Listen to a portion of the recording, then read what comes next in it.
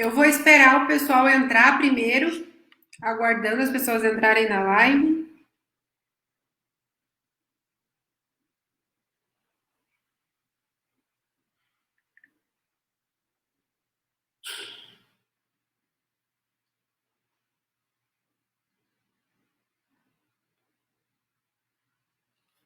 Olá a todos, sejam muito bem-vindos a mais uma live da Editora Ítala. Hoje nós estamos aqui com dois doutores muito importantes. Nós vamos falar com o doutor Rodrigo Cavalcante, autor do livro Eleições 2020, e também com o Fernandes Neto, autor do livro Partidos Políticos.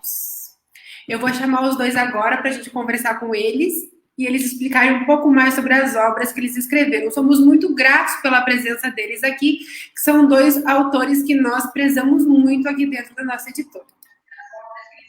Olá, doutor Rodrigo. Olá, Georgia. Neto, tudo bem? Tudo bem, Georgia? Tudo jóia.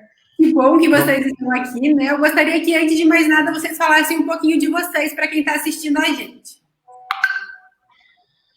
Os convidados têm a preferência. Vamos lá, Fernandes, primeiro você. Boa noite a todos. Obrigado à Editora Ítala por essa oportunidade. Eu que sou autor vinculado à editora, com muito prazer.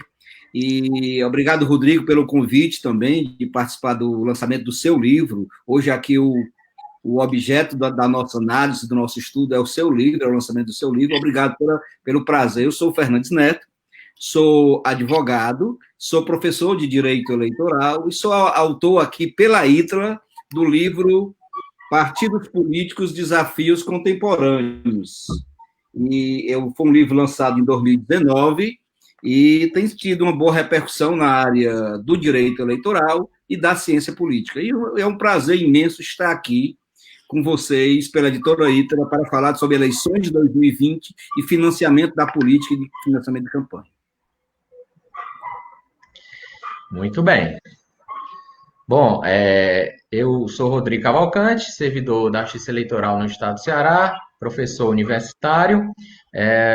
Muito obrigado, Fernandes, por ter aceito o meu convite em participar dessa live de lançamento de livro. Obrigado à Editora Ítala, obrigado à Eliane, que acolheu a ideia e encampou a edição do livro. Obrigado, Georgia, por estar conduzindo essa nossa participação aqui. Para mim é uma alegria muito grande.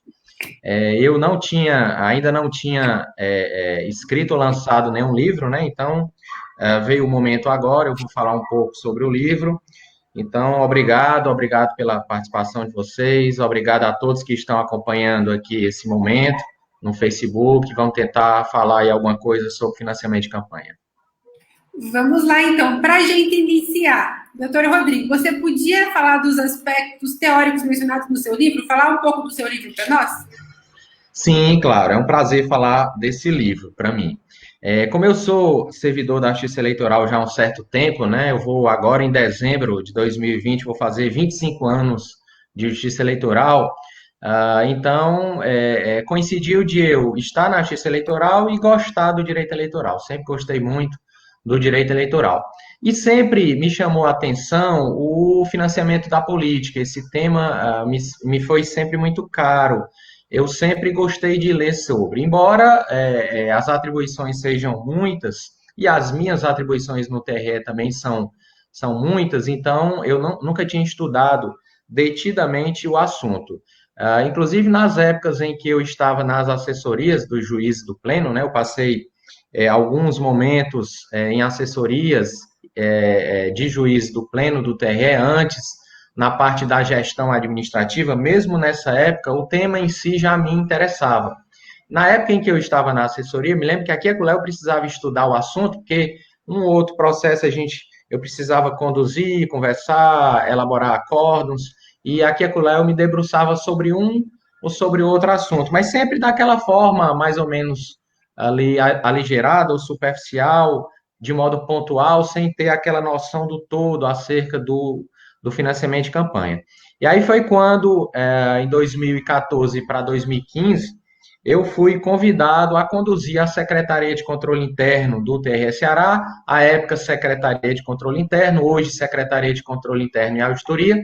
E aí, a partir desse momento, a partir dessa época, aí sim, aí eu precisei estudar a fundo o assunto, porque o assunto é do meu dia a dia. Eu trabalho todo dia, além de outras atribuições da Secretaria, a gente faz também fiscalização da gestão e as auditorias, mas esse tema financiamento de campanha, esse tema prestação de contas, todas aquelas temáticas relativas à arrecadação e gasto de recursos, são muito presentes no nosso dia a dia lá no TRE.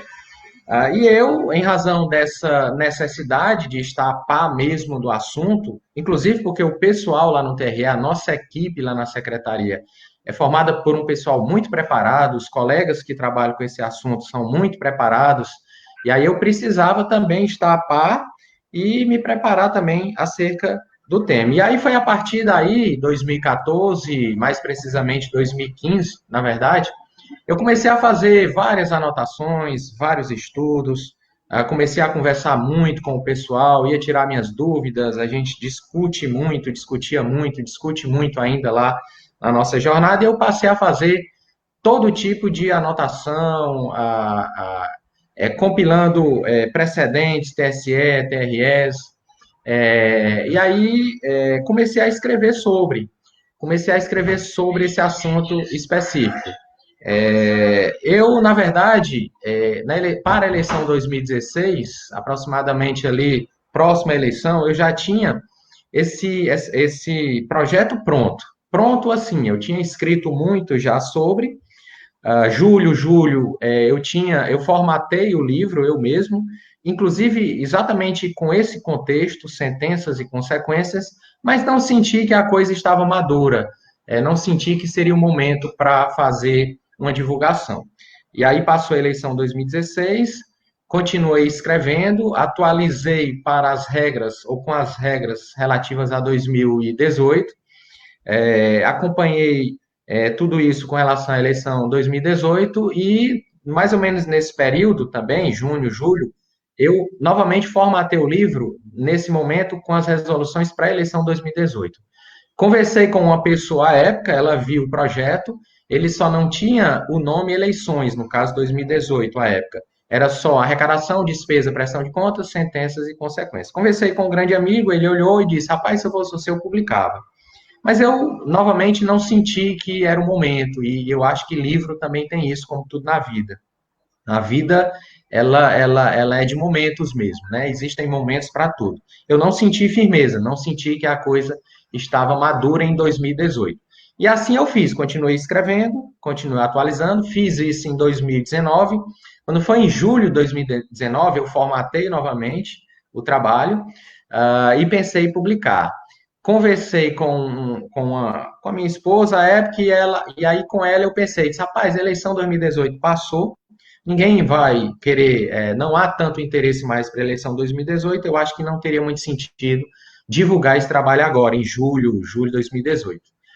Desculpa, 2019, já tendo passado a eleição 2018. E aí eu segurei, esperei as resoluções para 2020, isso ocorreu em 2019, em dezembro de 2019 saíram as resoluções para 2020, então eu atualizei o livro com as resoluções para 2020, fiz isso de dezembro a fevereiro, janeiro e fevereiro, já agora 2020, e aí foi quando eu, conversando com o meu amigo professor Fernandes Neto, isso em janeiro ou fevereiro agora, 2020, mostrei o projeto a ele e já tinha tido a ideia de colocar eleições 2020, porque realmente é algo que chama a atenção, as pessoas, advogados, contadores, dirigentes partidários, público de um modo geral, tem interesse em saber como é que vai ser e como é que não vai ser em 2020. Mostrei o projeto ao Fernandes, aí ele olhou e disse, rapaz, se eu fosse você, eu publicava, a hora é essa. E eu senti que, de fato, a hora era essa e resolvi levar adiante. O Fernandes Neto, novamente, me passou uma segunda segurança, que foi com relação à escolha da editora. Ele não só me incentivou à publicação, quanto ele olhou para mim e disse, rapaz, eu tenho até editora para você, editora Ítala, pessoal, gente boa, a qualidade do livro é excelente. Eu tinha visto a qualidade do livro, porque eu comprei o livro, eu tenho um livro do Fernandes Neto, da editora Ítala, vi a qualidade, e assim eu fiz. Em fevereiro eu tomei a iniciativa ou a decisão de publicar realmente, fiz contato com a editora, fiz contato com a Eliane, e para minha alegria, a Eliane, no momento seguinte, me deu o retorno com relação ao interesse e à possibilidade da publicação. E assim foi, assim surgiu esse projeto na prática, eleições 2020, arrecadação, despesa, prestação de contas, sentenças e consequências. O livro ele está composto de 4 tomos, existem 4 tomos ou partes ou capítulos. Eu começo com 2 premissas, e eu acho importante destacar as premissas, porque são premissas mesmo. A primeira premissa é o fato de, como esse tema, financiamento eleitoral, ele é muito vasto, eu decidi analisar contas de eleição. A gente sabe que partidos políticos também têm uma contabilidade ordinária ou anual, né? Partido político também participa de eleição, óbvio, mas partido político também tem uma vida ordinária de arrecadação e de despesas. Mas eu tomei a iniciativa de fazer avaliações com relação a contas de eleição. Essa é a primeira premissa. Então, o livro ele não traz uma contabilidade partidária anual. O livro traz uma contabilidade ou uma análise de atos de partidos políticos que digam respeito às eleições. Essa é a primeira premissa. A segunda premissa... Pois não, Fernandes, pode dizer. Não, pode continuar a segunda premissa, depois eu faço um... Tá bom. Joia. E aqui a gente pode conversar. Aqui você pode me perguntar ou interpelar a hora que você quiser. A segunda premissa eu tomei com relação à decisão, com relação a avaliar precedentes. Precedentes é a fonte jurisprudencial no direito eleitoral, se a gente pudesse chamar assim, ela é muito importante, e eu tomei a decisão de não avaliar precedentes de TRS, não avaliar decisões que motivem os meus entendimentos com base em decisões de TRS. Eu podia até ter feito prestigiando o TRS Ceará, já que a gente sabe que o TRS Ceará tem muitas decisões, tanto importantes quanto motivadas, bem pensadas, bem produzidas. Podia ter, de repente, prestigiado o TRS Ceará em razão de o TRS Ceará ser a minha casa há 25 anos. Mas eu não o fiz porque eu preferi avaliar as situações com base em precedentes do TSE, do Supremo e, eventualmente, situações bem específicas do STJ e do próprio TCU. Eu tomei essa decisão, inclusive, porque os TRS, eles variam em entendimentos, né? São 27 TRS, tem TRS que entendem com relação a assunto específico de uma forma, tem TRE que entende de outra forma, e eu, se fosse encampar esse tipo de análise, talvez eu não tivesse nem terminado o livro, porque seriam muitos precedentes. Eu preferi, então, adotar essa postura. Inclusive, destacando, eu faço uma análise mais acurada sobre isso, destacando que às vezes a gente vê algumas emendas que não representam o julgado em si, né? Eu tenho notado que isso vale para vários tribunais, não só na Justiça Eleitoral. Muitas vezes a emenda ela não é bem pensada a ponto de ela não refletir o que, de fato, o julgado trouxe ali com relação àquela situação. Então, como eu analiso emendas também, e para eu entrar no inteiro teor do acordo de um regional, eu não teria tempo para tanto, eu tomei essa decisão. Quando eu cito a emenda do TSE, quando eu cito precedentes do TSE, eu fui à decisão, eu fui ao inteiro teor, eu tive esse cuidado para todos os precedentes que eu cito, não só do Supremo, mas também do TSE, para eu ver se a emenda ela reproduz, de fato, a pretensão de julgamento com relação àquele caso específico. Então, eu adoto essas duas premissas como regras básicas para a produção do livro. Em seguida, eu estabeleço um contexto mais teórico no primeiro tomo. Eu faço uma análise teórica. Para falar antes sobre isso, Rodrigo, interrompendo, eu quero, para a gente passar para os tomos do livro em si, mas eu queria fazer uma observação para todos que estão nos assistindo, e para você, e para que, de fato, a tua história conta muito a história da prestação de contas na Justiça Eleitoral. porque, de fato, a partir de 2014, quando você entrou na auditoria, né, no Secretaria de Controle Interno do Tribunal de Contas, foi, de fato, quando houve uma alteração significativa no financiamento da política no Brasil, especialmente nos financiamentos de campanha eleitoral, que é uma das premissas lançadas no seu livro, né? Ou seja, estamos abordando aqui não a prestação de contas dos partidos em época ordinária, ou seja, as contas anuais, mas as prestações de contas dos partidos e candidatos em época de eleição. Então, é bem importante saber.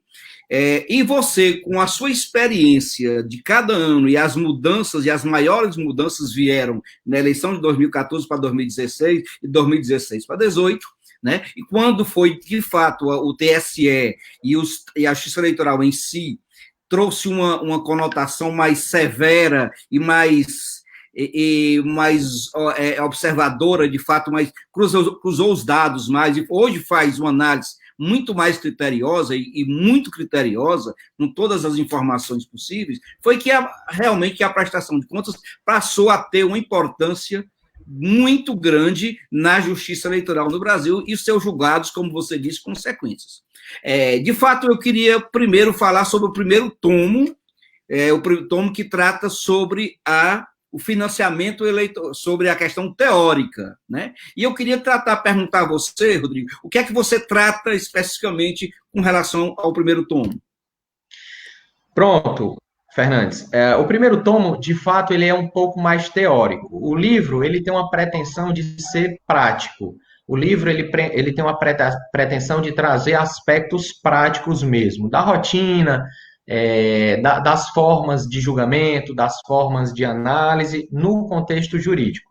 Mas o primeiro tomo, ou o primeiro capítulo, ele é mais teórico, e ali eu faço, dentre outras análises, eu faço uma análise com relação à relação que se estabelece entre a lei das eleições, a lei 9.504 de 97, e a lei dos partidos políticos, a 9.096/95.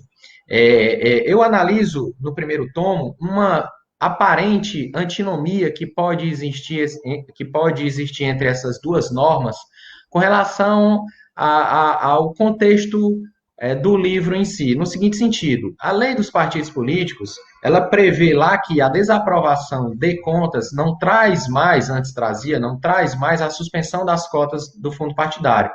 A lei dos partidos políticos não tem mais essa hipótese com relação ao julgamento das contas partidárias anuais. Ok. Mas a lei eleitoral, a lei 9.504, ela ainda continua a prever a possibilidade de, se as contas do partido de eleição for desaprovadas, então isso pode trazer como sequela ou sanção a suspensão das cotas. E aí se faz uma confusão muito grande, a gente vê isso, inclusive na prática, e a gente, nas nossas análises, a gente tem um cuidado grande com relação a essa situação, de a gente avaliar a situação e dizer o seguinte: não, aqui é contas de eleição, e contas de eleição, existe uma norma de caráter especial que se aplica a ela. A gente vê algum tipo de argumentação por aí, querendo aplicar aquela lei partidária para dizer o seguinte: não existe mais suspensão de cotas, quando, na verdade, a lei especial aplicável à situação prevê, sim, uma suspensão de contas. E eu não me refiro àquela hipótese de ausência de prestação de contas, não.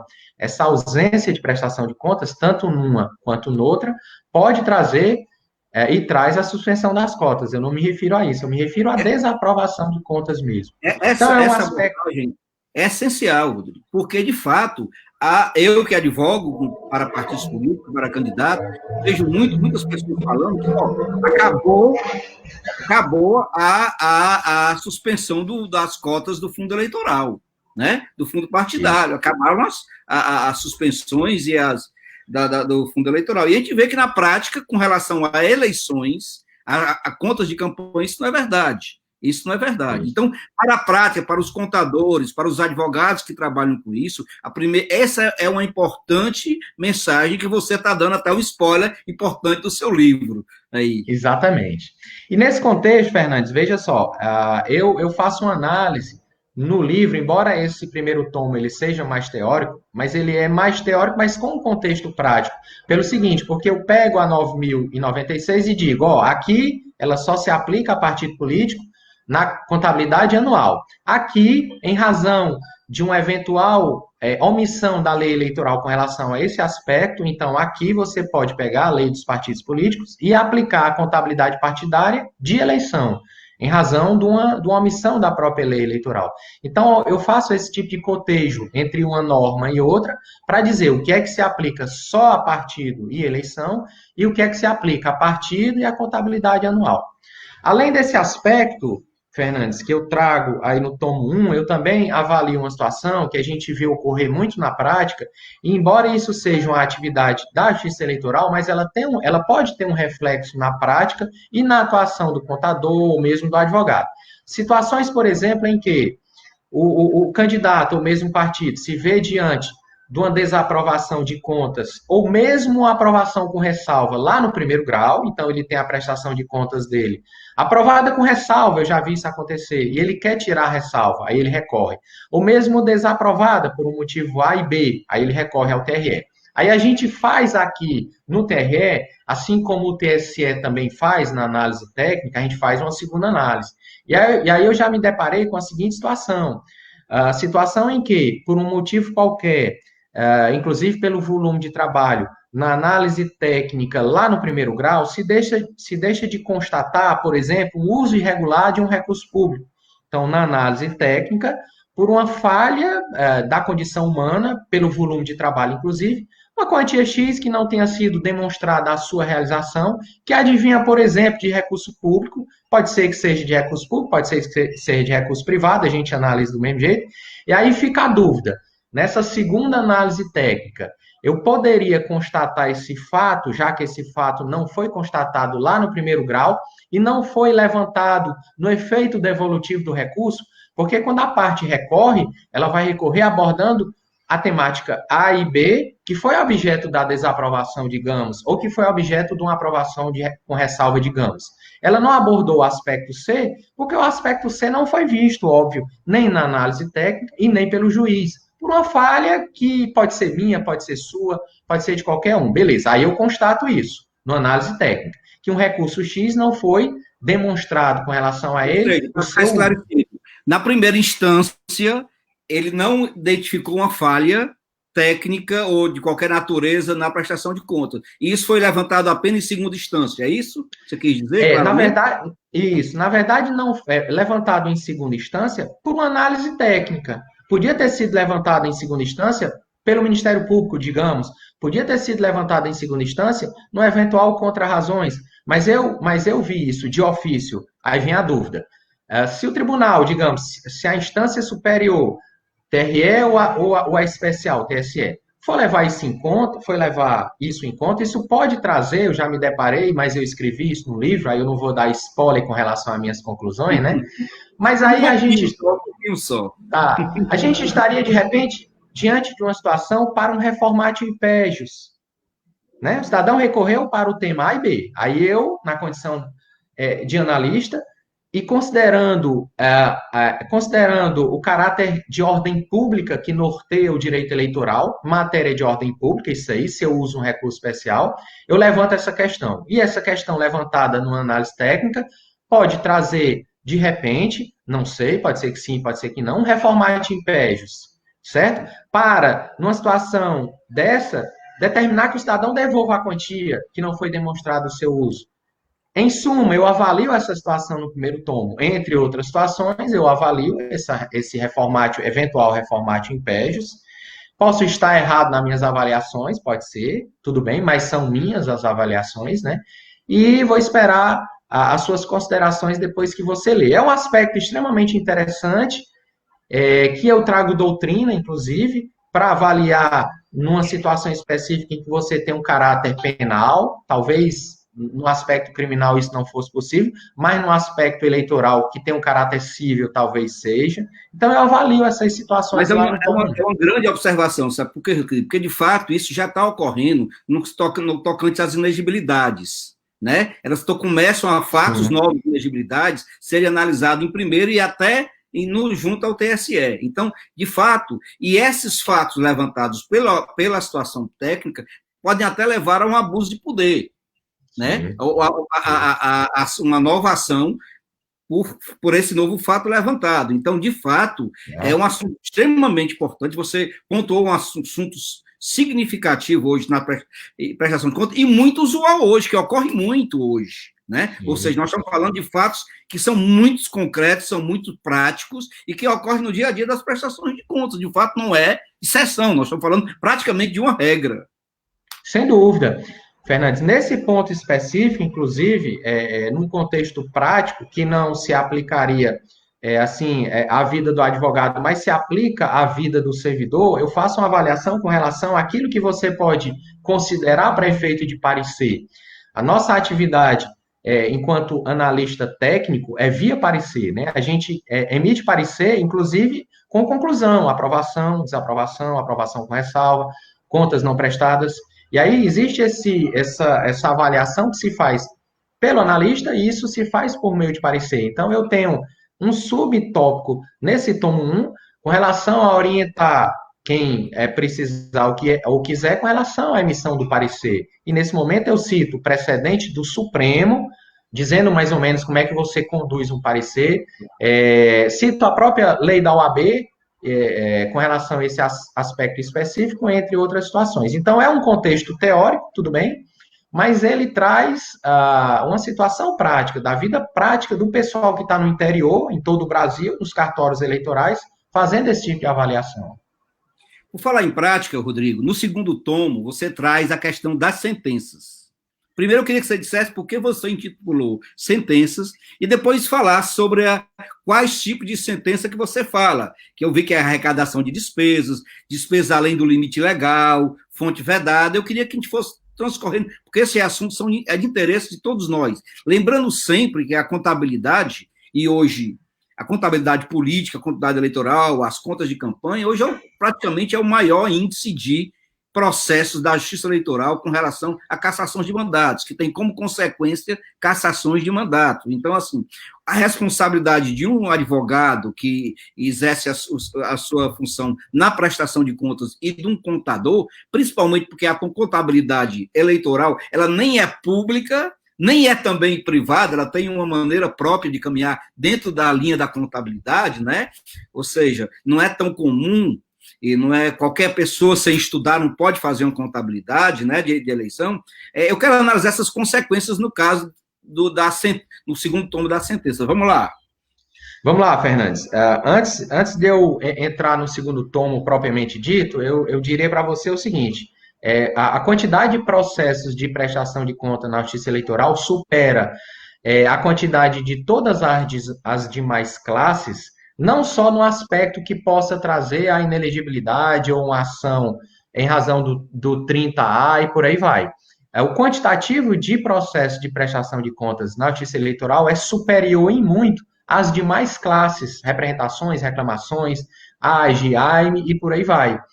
São talvez 10 vezes mais a quantidade de processo com relação a essas demais classes. E agora a gente lá no teletrabalho, nós estamos dando um gás grande nesse processo. A gente tem trabalhado mais do que o normal, inclusive em razão das metas do CNJ, né? A gente tem se preocupado muito com isso.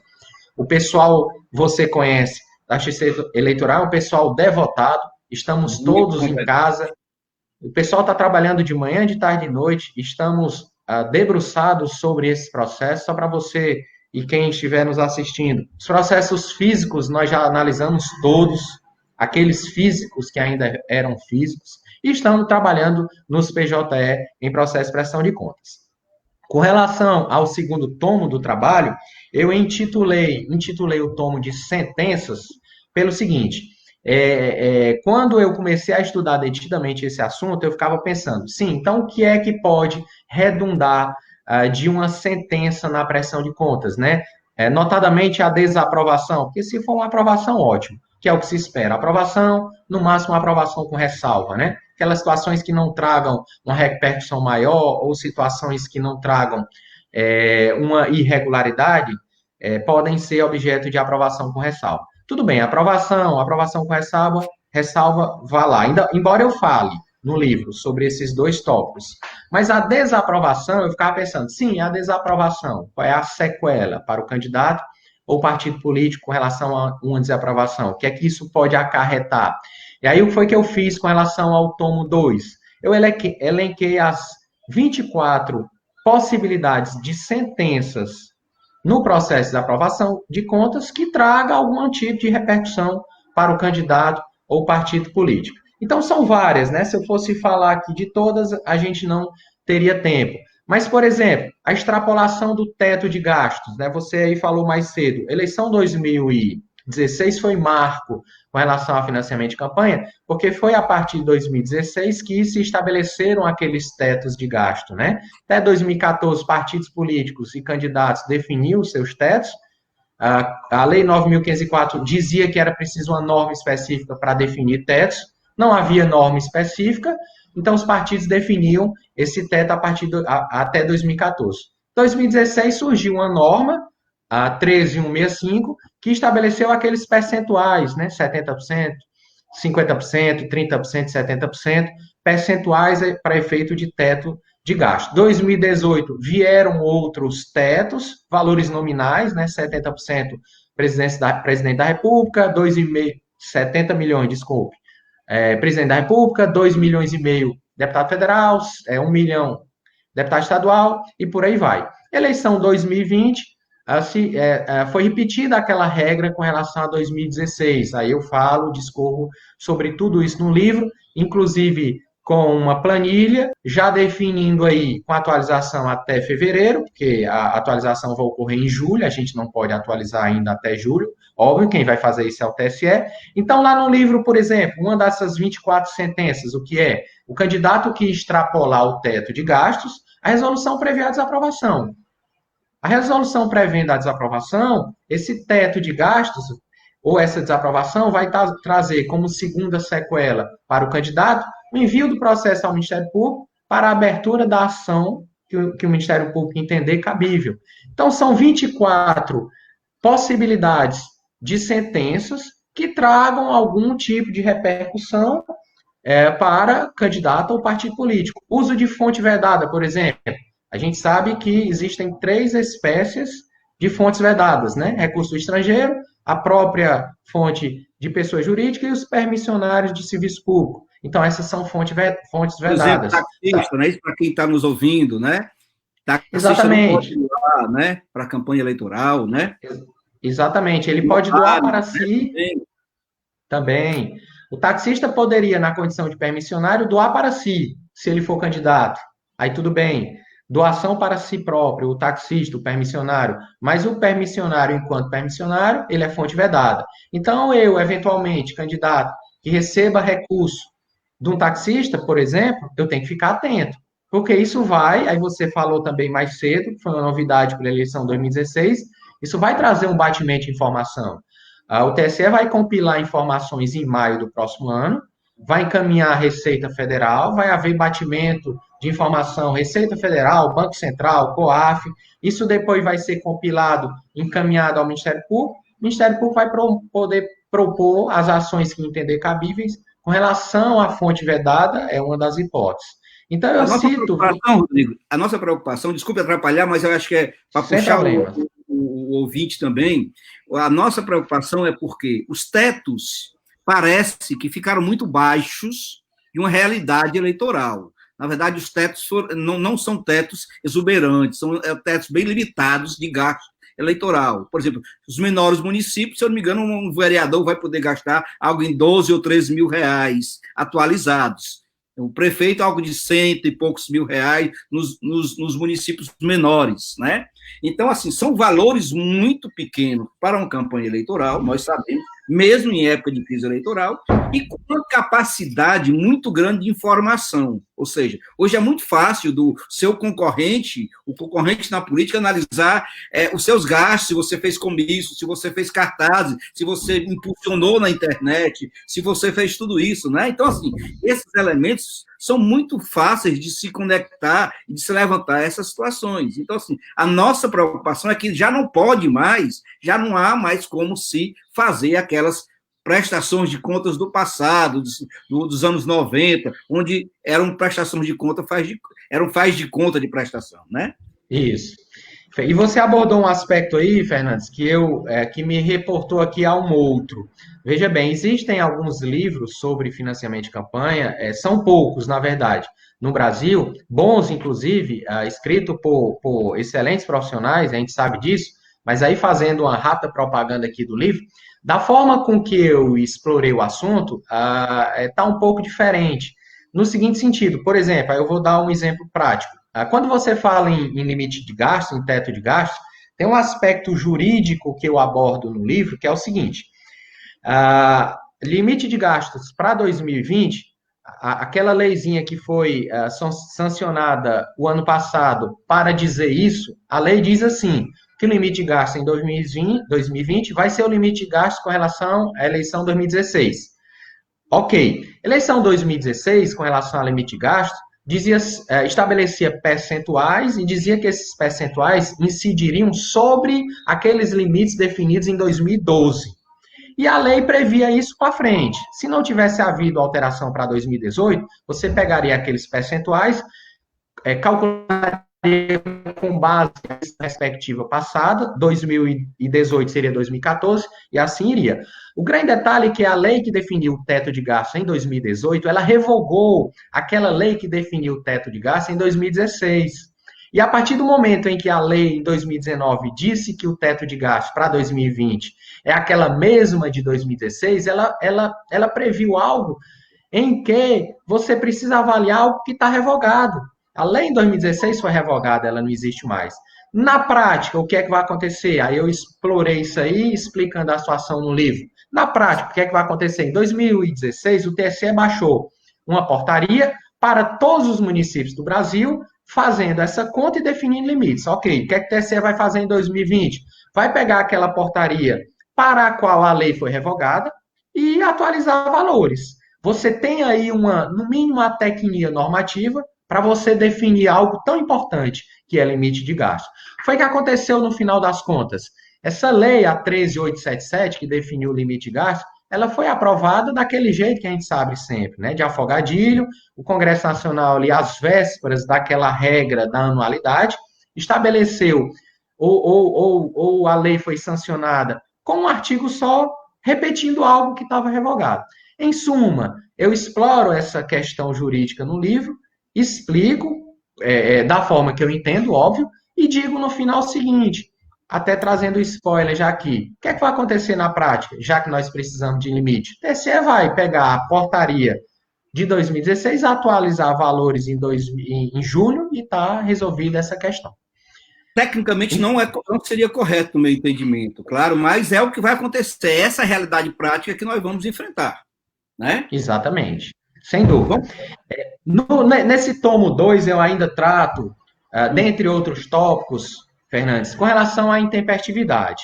E no livro, eu avalio as situações que tragam, aí são percepções minhas, que tragam a aplicação do princípio da proporcionalidade ou razoabilidade com relação à decisão em si, né? Por exemplo, a resolução, ela traz de forma expressa que a intempestividade da prestação de contas é motivo para desaprovação. Só que eu avalio essa situação no livro, inclusive com precedentes do TSE, para dizer o seguinte, calma, não precisa ser sempre assim, a depender do contexto, a depender do cenário do processo de prestação de contas, não seria uma intempestividade em si, ou seja, uma formalidade que possa trazer uma desaprovação de contas. Embora isso vá ficar a cargo do juiz, óbvio, a gente sabe, mas eu faço uma análise, inclusive, citando precedentes do TSE para defender aquilo ou para motivar aquilo que é percepção minha. Outro destaque importante, Fernandes, que eu trago nesse tomo 2 para a gente poder seguir, é a declaração de contas não prestadas. A declaração de contas não prestadas é um objeto de sentença que traz uma sequela séria, não só para candidato, mas também para partido político. O candidato perde a condição de elegibilidade ou condição de... Em razão disso, né? Como determinava a lei, né?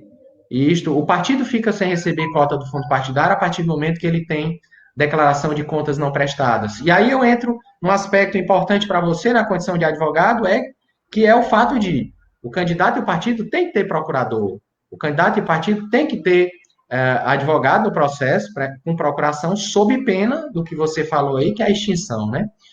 E a declaração de contas não prestada. Eu exploro esse aspecto aqui rapidamente, falando, Fernandes, para dizer o seguinte, quando eu faço análises daquelas situações em que, eventualmente, eu entenda que o TSE extrapola no seu poder regulamentar, eu abordo esse aspecto para dizer que a lei das eleições ela não prevê esse tipo de hipótese, certo? Embora o processo de prestação de contas seja jurisdicional, e assim sendo, em razão do CPC, e eu faço uma análise do CPC com relação a isso, mas é a resolução que traz essa obrigatoriedade, e isso me traz uma reflexão, sabe? Mas, como o processo é jurisdicional e a parte, portanto, o interessado, a ele precisa se atribuir aquela questão da capacidade postulatória, se ele não tiver, tem que ser por meio de advogado, então ele tem que ter advogado. Se ele não tiver advogado, infelizmente, por comando do CPC, o processo vai precisar ser extinto sem resolução e isso vai trazer uma sequela para candidatos e partidos políticos. Rodrigo, tem uma coisa bem interessante que você tocou, porque, de fato, o processo de prestação de contas tem ficado cada vez mais complexo na sua inteireza, porque antes era um processo administrativo e hoje é um processo judicial, ou seja, se admitirmos a utilização da lei dos partidos políticos na prestação de contas de campanha, que eu sei que é outro ponto que você toca nessa situação. Mas, muitas vezes, se vê na prática que a pessoa, por uma irregularidade, às vezes, de R$ 1.500, R$ 500, 800, em razão da gravidade, não do valor, né, tem suas contas não prestadas e pode levar até uma situação muito mais grave. Então, assim, para o eleitor, ou então para mesmo o candidato de pequeno porte, que não guarda essa técnica de prestar contas, né, e de bons advogados, e por mais que esforço que tenha, de bons contadores, que sei que muitos têm, são muitos e estudam isso, o seu livro vai ser essencial para analisar cada caso isso, porque ele vê a casuística, ou seja, como foi decidido no caso de extrapolação do limite, como foi no caso de conduta vedada, de origem diversa da legalidade do recebimento, né? E eu queria perguntar a você, em razão, até porque nós estamos com 43 minutos, e a perspectiva é de fechar com algum tempo, era perguntar com você, assim, do mais, com relação ao ano de 2020, dentro do que a gente vai estar conversando aqui, quais são as principais preocupações e as principais ocorrências, quais são as novidades impostas nesse processo de prestação de contas e na prestação de contas mesmo, arrecadação, despesa e prestação de contas? Pronto, Fernandes. Boa pergunta a sua. Olha só, de 2018 para 2020, a gente nem tem, assim, tantas alterações, né? As alterações, elas advieram mais com relação a 2016 mesmo. Mas tem alguns destaques que a gente pode observar, como, por exemplo, a história da despesa com o profissional, pagamento de honorários do advogado e do contador no acompanhamento das ações eleitorais ou mesmo atividades consultivas, né? A gente sabe que para a eleição de 2016, e isso valeu para 2018, houve uma confusão muito grande, porque se estabeleceu a observância de essas despesas estarem dentro do teto de gastos de candidatos e partidos políticos. E aí eu me lembro que, exatamente pelo fato de a grande maioria dos municípios terem teto de gastos baixos mesmo, né? Prefeito, R$ 100.000, tem que atualizar, 115, 120 talvez, vereador, R$ 10.000, R$ 15.000, mais ou menos. E aí, como é que o cidadão iria pagar advogado ou contador com um teto baixo desse de gasto, como você falou? Me lembro que em 2015 mesmo, ou foi 2016, foi em 2016, o ministro Henrique Neves, num acórdão, alterou a resolução que valeu para 2016 para dizer o seguinte: aquelas atividades que tenham relação com atividade consultiva, ela precisa observar o teto de gastos. Agora, isso valeu muito para o advogado. Aquelas atividades do advogado que tem um contexto jurisdicional, em que o advogado vai atuar na produção de uma contestação, por exemplo, atuar no processo mesmo, aí você não observaria o teto. Mas isso gerou muita confusão, porque muitas vezes a gente não sabia, até mesmo na análise, o que era consultoria, o que era atividade prática em si, processual. E aí você pode até ter trazido algum tipo de prejuízo para candidato, na situação em que não tenha ficado clara, E mesmo a gente... os profissionais se sentiram, às vezes, sem saber como declarar, né, sabe? Porque, de fato, acho que todo contador, que todo advogado quer que suas contas estejam lá, claras para todo mundo ver, para ficar bem claro a sua participação, até porque, de fato, atuou, né? Exatamente. Inclusive, porque é pressuposto, concordo com você, é pressuposto para o candidato e partido, quando ele presta contas, ali existe aquele princípio dispositivo do Código de Processo Civil dizendo o seguinte: eu estou prestando contas porque eu quero que a Justiça Eleitoral declare aprovadas as minhas contas. E aí, e aí também é por esse motivo que eu cheguei à conclusão no sentido de o processo de prestação de contas de eleição também ser jurisdicional, porque não há previsão para isso sob o ponto de vista normativo. A previsão é de que a prestação de contas de partido na lei das eleições traz essa previsão. Mas se você pegar a lei 9.504, não tem essa previsão. O que tem de previsão para a gente chegar a essa conclusão é o fato de a prestação de contas ela pode ser objeto de recurso, existe prazo para tanto, isso foi objeto de alteração, mas a lei das eleições ela não diz que o processo de prestação de contas de eleição é jurisdicional. Eu concluo isso no meu livro, para trazer essa análise. É o seguinte: quando eu presto contas, eu estou prestando contas partindo do pressuposto que eu quero que a Justiça Eleitoral declare as minhas contas aprovadas exatamente do jeito que você falou. E aí, nesse contexto de avaliar despesa com pagamento de profissional, ficava muita dúvida, porque, inclusive, às vezes, o próprio candidato não sabia como declarar. Agora não, né? Uma novidade, já que você perguntou, agora não. Despesas com profissionais, advogado e contador, não precisa mais observar o teto de gastos. E mais, a própria resolução também previu que é possível usar o recurso público, tanto o Fundo Especial de Financiamento de Campanha, quanto o fundo partidário. Não há vedação com relação a isso. E mais, existe até aquela previsãozinha, é uma novidade, para dizer o seguinte: aqueles gastos de preferência, eu avalio isso também no livro, aqueles gastos de preferência em que eu, como cidadão, quero que o fulano seja eleito, eu posso gastar com ele sem que ele saiba, até R$ 1.064,10.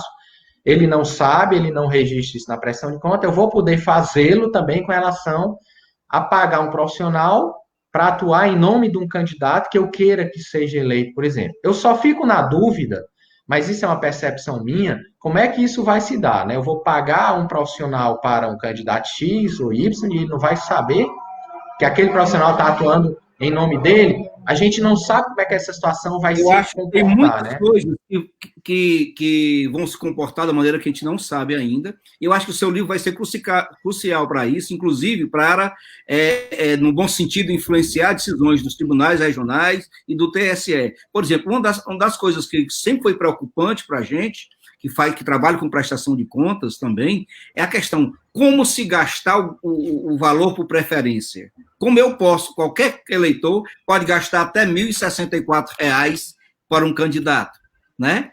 E como colocar isso na prestação de contas, ou como não colocar, como comprovar essa despesa, né? Então, assim, é uma situação. E agora, e você sugeriu aí uma coisa muito importante, eu queria que você falasse também sobre a questão da utilização dos recursos públicos hoje na prestação de contas. Porque, de fato, a nossa prestação de contas a nossa campanha deixou de utilizar praticamente recursos privados e passou por uma área predominantemente pública, com financiamento público, tanto do fundo partidário como do fundo especial de campanha, o FEFEC, né? E essas prestações de contas desses valores, por ter origem pública, têm sido olhado com uma lupa mesmo pelos tribunais regionais eleitorais, pela Justiça Eleitoral. E eu queria, se você pudesse abordar nesse tempo que nós temos ainda mais um pouquinho, e um tempo já entrar nessa parte de prestação de contas aí desses valores públicos.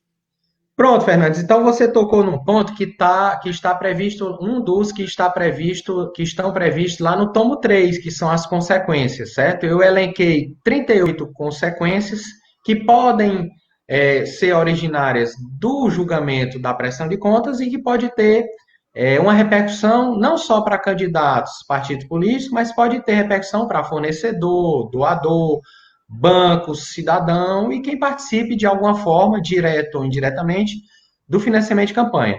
Mas, por exemplo, o mau uso de um recurso público pelo próprio candidato ou partido. O cidadão usa o fundo especial e não demonstra a sua utilização. Isso vai trazer, ou pode trazer, uma repercussão que eu chamei de sentença, lá no tomo 2, mas isso pode trazer uma repercussão que eu chamei de consequência, lá no tomo 3, que é exatamente uma daquelas ações previstas no 30A da Lei 9.504, ou seja, o processo de prestação de contas, ele pode ser meio para depois, quem tiver legitimidade, propor, ou mesmo antes, ou mesmo na época da campanha, ou mesmo no momento em que você constate que o cidadão, candidato ou pré-candidato, se for o caso, existe essa discussão com relação ao uso, com relação a isso, está realizando despesas indevidas em campanha eleitoral. Ou seja, a sentença na prestação de contas que traga uma situação dessa e que determine, por exemplo, o candidato a devolver recurso público mal gerido, pode trazer uma ação eleitoral proposta pelo Ministério Público, digamos, que vai trazer o cancelamento do registro ou mesmo a cassação do diploma do candidato. Seria uma situação de consequência, mas tem várias. Por exemplo, uma situação que a gente viu ocorrer muito em 2016, inclusive por uma greve bancária. A gente sabe que há algumas objeções por parte de bancos, porque muitas vezes não é interessante ao banco, do ponto de vista financeiro, abrir conta bancária. Objeção mesmo, obstaculizar a abertura da conta de um candidato qualquer. Isso traz uma inobservância de norma ou resolução baixada pela Justiça Eleitoral e a aplicação do 347 do Código Eleitoral, que captura isso ou tipifica isso como crime.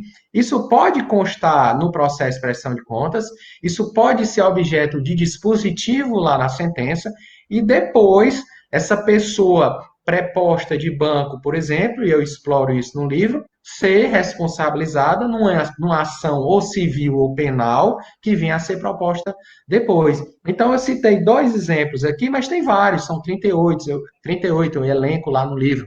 Inclusive, as hipóteses de AIME e AGE, né? Numa situação em que você malverse recurso público, por exemplo, ou situação em que, mesmo no processo de prestação de conta, a Justiça Eleitoral não tenha como, porque a Justiça Eleitoral ela não realiza nessa hora poder coercitivo, né? A AGU cobra essa conta depois. Então, fica lá o valor constatado na sentença com relação ao mau uso, esse valor vai precisar ser devolvido. A Justiça Eleitoral muitas vezes toma alguns meios para a devolução, notadamente a intimação, mas não tem como. A Justiça Eleitoral não tem esse meio coercitivo, né? O que é que acontece? Remessa do processo à AGU, e isso tem previsão na própria resolução, a AGU vai buscar, e a gente tem visto isso agora na prática, com relação à eleição 2018, buscar a cobrança da conta por aqueles meios legais que a gente sabe que existem, inclusive com relação à aplicação do CPC ou mesmo da lei de execução fiscal. Então, são várias hipóteses lá, são 38 que eu abordo, tipificando cada uma. Em cada início de subtítulo lá, eu transcrevo o dispositivo da resolução, às vezes tirando alguma parte que naquele momento não interesse, ou que já tenha sido falado sobre, copio lá, pronto, vou falar sobre isso. Aí descrevo, citando precedentes, se for o caso, e por aí vai. Excelente, excelente. Eu sei como é importante para nós, advogados e contadores, quando estamos fazendo uma justificativa, uma defesa, não é, Georgia? Seja bem-vinda de novo. Uma defesa, essa situação. Mas eu queria tocar em 2 assuntos antes ainda. Eu acho que... Eu queria fazer uma observação, doutores. Pois não. A gente tem bastante participante aqui na live, eles estão perguntando para a gente como que eles fazem para participar do sorteio do livro. Eu vou explicar para eles rapidinho. Coloquem o nome de vocês nos comentários, que nós estamos anotando todos e vamos colocar no site sorteador, e o número sorteado vai ganhar o livro. O primeiro sorteado vai ganhar o livro do Dr. Rodrigo e o segundo, o livro do Dr. Fernandes. Ótimo. Continuem, a live está maravilhosa. Obrigado, Jorge. Olha aí. Então, o meu livro acaba sendo promovido também por causa do seu, Rodrigo, viu? Muito obrigado. Mas, olha, muito feliz com isso, muito feliz. Mas deixa eu te falar uma coisa. Uma coisa que está me preocupando muito e são duas questões hoje na parte de financiamento. Primeiro é o financiamento na pré-campanha, ou seja, antes da campanha eleitoral, de impulsionamento em mídias, em redes sociais, de gastos com os candidatos e pré-candidatos, como contabilizar isso, se é necessário contabilizar, como pode contabilizar. Isso tem sido hoje objeto, 50% das consultas que eu recebo de candidatos tem sido nesse sentido. Boa pergunta, Fernandes. Veja bem, eu tenho refletido muito sobre isso, sobre financiamento de pré-campanha. Eu tenho uma visão mais fechada com relação a isso, certo? Tanto eu entendo que não pode recurso em pré-campanha ser objeto de informação lá no SPCE, tanto eu entendo que não pode, quanto eu entendo que não deve. Na verdade, aqueles atos de arrecadação de recurso, tirando o financiamento coletivo, que começou a ser possível agora em 15 de maio, tirando o financiamento coletivo, a arrecadação prévia, mas em que o candidato só recebe atingir aqueles 3 requisitos, que são o registro de candidatura, a obtenção do CNPJ e a abertura da conta. Então, o financiamento no crowdfunding, financiamento coletivo, o candidato só vai poder usar esse recurso quando ele tiver conta bancária, a conta doação e campanha, isso só lá em agosto, né? Então, eu não vejo como possível você informar esse tipo de recurso agora na pré-campanha. E mais, eu tenho um posicionamento mais fechado, porque eu entendo que talvez não seja a opção de se possibilitar gasto em pré-campanha ou mesmo arrecadação para pré-campanha. Eu acho isso esquisito, muito esquisito, eu acho isso perigoso, e eu adoto como postura de análise a ausência de previsão normativa. Eu me lembro que para a eleição 2016, o financiamento coletivo não foi possível porque o TSE disse que não havia previsão legal. Financiamento coletivo só foi possível em 2018, porque para 2018 a lei das eleições previu essa possibilidade. Ora, se não há previsão para despesa em pré-campanha, embora a pré-campanha do artigo 36 da 9.015.4 passou a ser possível a pré-campanha desde que não haja o pedido expresso de voto, mas eu não sei se essa situação traria a possibilidade de gasto. Eu sei que há previsão do TSE naquelas hipóteses de gasto módico, né? Mas eu tenho, assim, as minhas reservas com ela. Eu gostaria de lembrar a todos aqui que a senadora Thelma Arruda, do Mato Grosso, ela perdeu o mandato, teve o mandato cansado, em razão de gastos na pré-campanha. Lá foi um caso de gastos exacerbados, sem nenhuma dúvida. Dados que ultrapassaram a 200, a 300 mil reais, se eu não me engano, né? Então, assim, houve um julgamento concreto do TSE nesse sentido da possibilidade de cassação em razão de gastos na pré-campanha. Então, é uma coisa que nós temos que nos preocupar, né? Isso. Com certeza. Aí o candidato tem que avaliar ele tem que avaliar a situação. Você, por favor, leve esse telefone para ali. Avaliar a situação e decidir como é que faz, se faz, se não faz. Eu tenho uma visão mais fechada com relação a qualquer tipo de despesa em pré-campanha. Agora, com relação ao registro, eu acho que nem cabe. Isso entra noutra órbita. Isso pode redundar numa ação dessa relativa à senadora. Não era para você ter saído, não. E estou falando aqui, cara. Claro, claro. Nós estamos em época de live, todos nós somos aprendizes de live. Eu vivo errando aqui, fazendo minhas lives e errando. Mas, Rodrigo, eu fiquei preocupado também com outro assunto, sobre o autofinanciamento. Ou seja, antigamente, um candidato poderia gastar todo o seu limite, gastar com ele mesmo todo o limite de sua despesa. Então, se eu vou gastar 100 mil como prefeito, e se eu tivesse 100 mil, desde que eu tenha comprovadamente esses valores, eu posso gastar esses 100 mil. Né? Hoje nós estamos limitados pela lei a 10% do limite disponível para o candidato. Então, hoje, se o candidato a prefeito tiver 100 mil, mas ele só pode gastar com ele mesmo 10 mil, não é isso? Ele pode gastar o autofinanciamento 10% do teto, né? O teto. Então, se vamos supor que o teto Então, for 100 mil, seria 100 e alguma coisa. falhou. Ah, sim, sim, claro. O teto de 10 mil reais é R$ 1.000, né? O candidato a vereador vai poder gastar com autofinanciamento tendo uma limitação realmente nova, uma novidade para a eleição 2020, com relação ao teto para o autofinanciamento. Isso não ocorreu, como você falou, em 2018. 2018, inclusive por um aspecto normativo, né? Na verdade, era para ter ocorrido, mas houve um veto de veto, a 9.504, só em dezembro de 2017, se eu não me engano. Eu abordo essa questão no livro, inclusive, em nota de rodapé. São 499 notas de rodapé, então o livro ele é muito informativo também. Quase São 499 notas. Isso. Se eu, na verdade, 500 notas de rodapé. O meu nome e qualificação, porque quando eu mandei o livro, eu coloquei o meu nome e a minha qualificação como nota de rodapé. Claro, isso foi excluído, né, como nota de rodapé, foi para a orelha do livro, e aí 500, que eram 500. Quando eu vi 500 fechado, eu disse, ótimo, 500 notas de rodapé. Beleza, quando eu vi isso. Aí, como foi excluída a primeira, ficou 499. Se eu tivesse percebido isso antes, eu tinha escrito mais uma para fechar as 500, né? Mais uma para frente. Muito bom. Rodrigo, nós estamos chegando a mais de uma hora um pouco, e eu queria que você pudesse ressaltar alguns assuntos mais importantes que você tem no livro. O que é que você considera importante, o que é que você acha que as pessoas que vão trabalhar com contabilidade, os advogados, têm que trabalhar? Quais são os assuntos mais importantes que você gostaria de ressaltar ainda? Bom, Fernandes, eu ressalto o miolo do trabalho, o contexto maior do trabalho, são os tomos 2 e 3 realmente, né?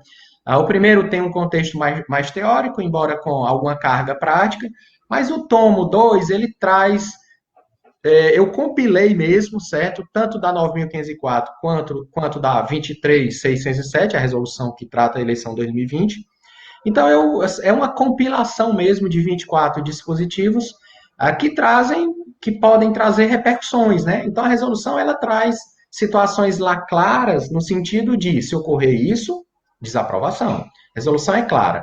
Mas eu concluo, em algumas situações, pela desaprovação realmente, quando eu avalio a situação, eu entendo que há ali uma gravidade, mas em alguns momentos específicos, em razão de se poder aplicar ali uma proporcionalidade ou razoabilidade, eu trago alguma conclusão, inclusive do TSE, para dizer o seguinte, aqui, embora a resolução diga dessa forma, mas de repente, se for assim ou assim, pode haver uma aprovação com ressalva, por exemplo. O terceiro tomo, aí são as consequências, aquilo que pode trazer de repercussão não só para candidatos e partidos, mas por todos aqueles que, de alguma forma, direta ou indiretamente, participe de financiamento de campanha eleitoral, né? Então, são situações que eu, enquanto cidadão, preciso perceber e estar atento. O próprio advogado, o próprio contador, o próprio fornecedor, e por aí vai. E o quarto tomo, Fernandes, é a parte recursal, certo? Existem algumas discussões práticas que eu trago no tomo 4, relativa à parte recursal. O TSE, por exemplo, não faz a avaliação de fato.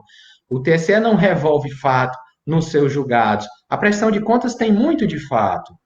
A prestação de contas tem muito de reanálise. A gente faz reanálise no segundo grau, né? A gente reavalia o processo todinho. A reanálise em sistema, inclusive, o TSE não pode. Mas há algumas situações específicas, naquela valoração que o TSE ou as instâncias especial e extraordinária podem fazer, eu destaco lá. Por exemplo, juntada posterior de documento, né? Às vezes acontece em situação específica que, em tese, não se admita juntada posterior de documentos, mas numa situação muito específica, pode ser o caso, né? Situações em que nesse quarto tomo, Fernandes, eu avalio súmulas do TSE, do próprio TSE, algumas do Supremo, aplicável à prestação de contas, aplicável ao recurso na prestação de contas, né?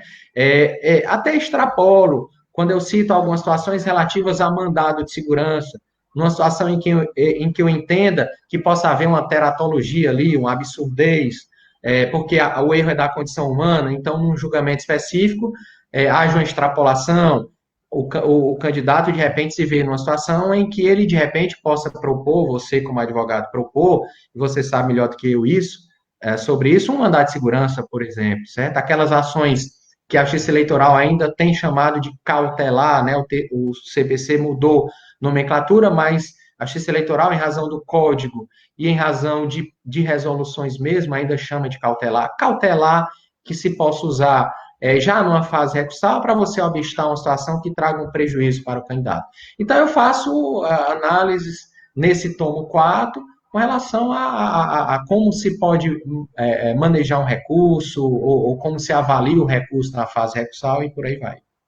Tenho certeza, Rodrigo, que o seu trabalho, né, e por conhecer tanto academicamente, você sabe que eu gosto de estudar, sou um pesquisador do direito, e também sou um advogado militante há 30 anos na seara do direito eleitoral, e o seu trabalho, com certeza, é inovador, né? Eu possuo os outros livros, e tem bons livros no Brasil sobre financiamento da política, sobre arrecadação, sobre prestação de contas, mas esse seu livro trouxe algo da sua própria experiência de dia a dia na prestação de contas, trouxe um embasamento teórico muito forte, prático muito forte, e você que é um mestre em economia, formado em direito, e tem toda uma base acadêmica, né, formado em Direito e Economia, mestre em Economia, participa de grupos e é participante do Instituto Brasileiro de Direito Eleitoral, né, do IBRAD, e assim,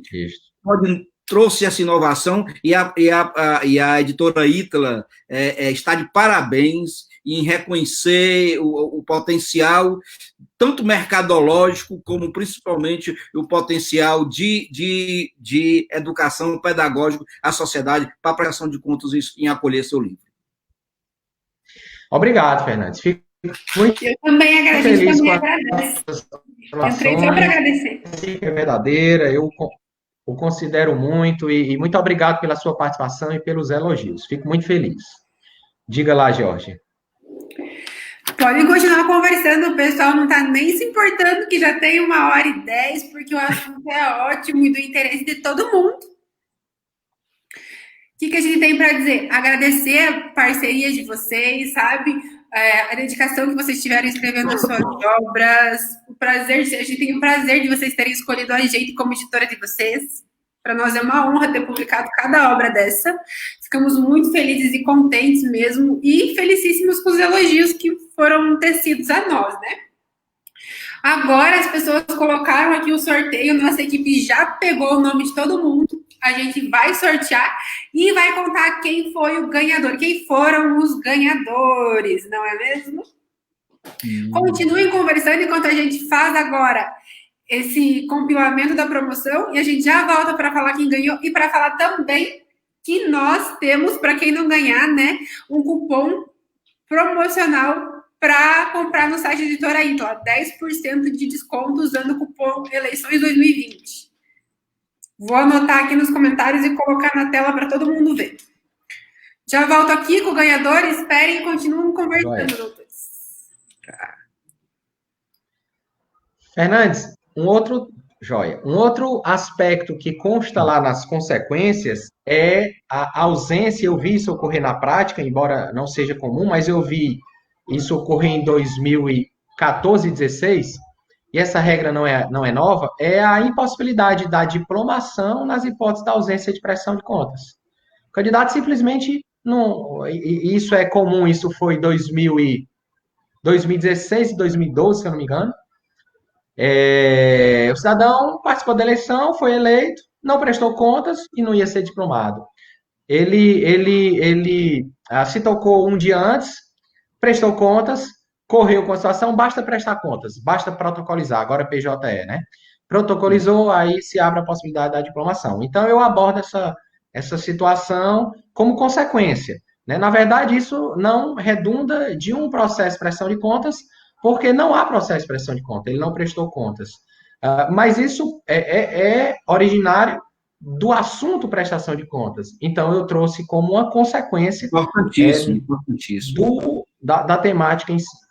Rodrigo, inclusive, nós estamos nessa época de pandemia, de coronavírus, de Covid-19, possivelmente tratando, o TSE já está tratando do assunto, o Congresso Nacional, uma reunião, uma comissão mista, a respeito de uma possibilidade de adiamento das eleições para esse mesmo ano. Falam até de prorrogação de mandato, o que eu acho difícil, mas pelo menos para esse ano, e que mudaria os prazos eleitorais, inclusive mudaria os prazos de prestação de contas que a Justiça Eleitoral tem realizado, pela tradição dela, a prestação, a análise da prestação de conta dos candidatos eleitos até o dia da diplomação. Nós estamos, inclusive, é uma possibilidade que tem haver uma modificação com relação a isso. O que é que você acha? Fernandes, muito bem observado por você. Eu agradeço a sua observação. Eu tinha esquecido de falar desse fato.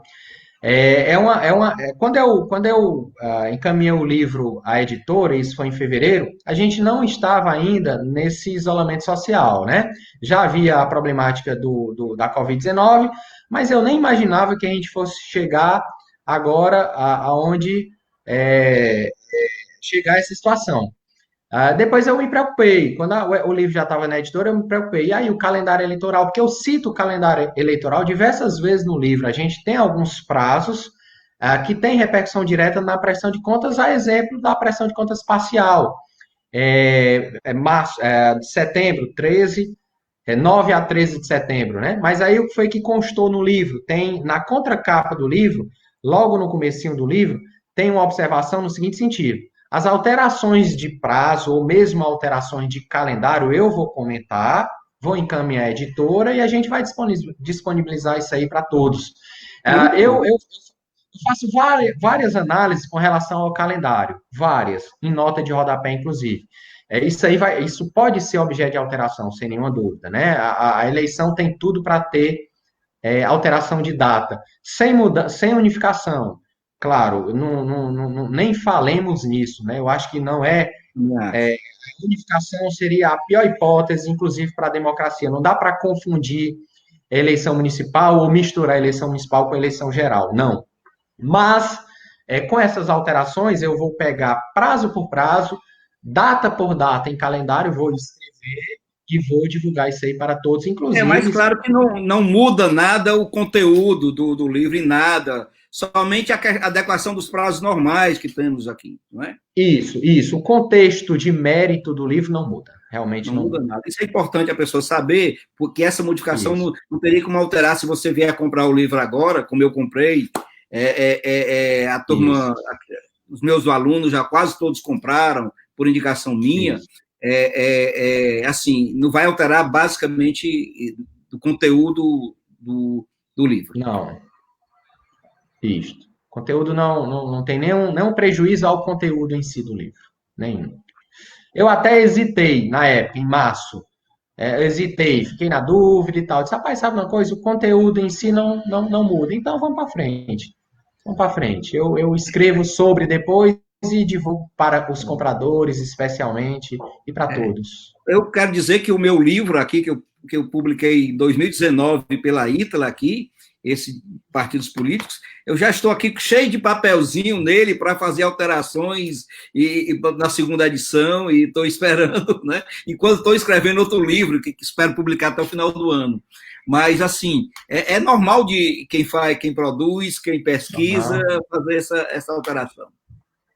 E eu tenho certeza que o livro vai ficar uma referência a cada eleição, sabe? Eu tenho certeza que seu livro vai ter uma continuidade muito grande. Nem que se mude o ano, eleições 2022, eleições 2024, né, sabe? Com essa situação, porque é um livro que veio para ficar, não tem nenhuma dúvida dessa verdade. Estou apostando muito nisso. Eu tô já trabalhando para isso, na verdade. Eu já tenho compilado alguns temas, já estou guardando. 2020 não, claro, 2022. E, se Deus quiser, com um pequeno lançamento presencial em 2022, a exemplo de como foi o seu lá na OAB, né, em que eu estive Pois é, eu lancei presente. meu livro no AB com muitos presentes, os amigos presentes, e assim, é muito importante isso. Eu sei que é bom, mas nesse tempo de pandemia, vamos lançar virtualmente, né? Cadê a capa do livro aí? Vamos. Cadê o livro aí, ô Georgia? Você lembra que o lançamento do seu livro foi numa sexta-feira também, viu? Foi na sexta-feira, foi. Na sexta-feira Aqui foi. o livro, mostra o seu também, doutor Fernandes, para eles verem. A Sim. Francisca de Jane Marinho Marques foi a vencedora do livro Eleições 2020 e o Raul Bittencourt ganhou partidos políticos. Já colocamos ali parabéns aos vencedores. Olha aí, Fernandes, o Raul ganhou o seu, rapaz. É o Raul. Mas eu acho que ele já tem, é por isso que ele vai. Mas ele vai ganhar de novo, então. Vai ter que Vai decorar. ter dois, vai poder dar um presente muito especial para Oh, ele, né? Um super livro. oh, Ótimo, ótimo, que oh. bom. Parabéns aí aos ganhadores. Os livros Pois são é, Jorge. maravilhosos, lindos. Adorei a capa. Tá lindo mesmo. Tá lindo o livro Tá, ficou bonito. ficou muito bonito, ficou muito bem apresentado. Ficou Eu sei a muito... qualidade da edição da Ítala, assim, sabe? É muito bom, muito bom. Que bom. O Legal. sorteio, né, ele foi feito pelo app Sorteador e já colocamos na página o print para as pessoas verem que o sorteio foi legal, né? Foi legal. Claro, Pois aqui nos colocamos que bom. inteiramente à disposição de você, Georgia, para, para as considerações Para as finais. próximas, né? Para as próximas, não, vai ter muita live até lá, né? Até essas eleições tem muito assunto para contar, muito tema para abordar. E a gente espera que vocês estejam assim, sempre disponíveis para estarem aqui conversando com a gente. Muito obrigada Estaremos sempre. por estarem aqui, né, disponibilizando essa sexta-feira para falar com a gente, esse final de dia. Muito obrigada. Parabéns pelos livros, parabéns pela live, foi ótima. Parabéns aí a todos, muito obrigado. Oh, e fica em casa, viu? Nós aqui estamos no Ceará e estamos com um problema muito sério. É um conselho a todos, fica em casa. É um ótimo conselho, né? E assim, quem pode, né, fique na sua casa, claro, o seu isolamento social, que o nosso isolamento, ele salva uma vida, né? Ele salva vidas. Nós em casa salvamos os demais. Então é sempre bom a gente fazer o nosso melhor. Pois tá, então, obrigado, muito obrigado. Muito obrigado. Obrigado, editora. Obrigado, Eliana. Tudo de bom. Obrigado, Eliane. Valeu, um abraço a todos. Obrigado. Lembrando, pessoal, que o nosso site ele está com 10% de desconto para todo mundo que usar o cupom Eleições 2020. Não percam, aproveitem e renovem seu estoque de livros nesse período. Muito obrigada e tenha uma ótima noite, um excelente final de semana.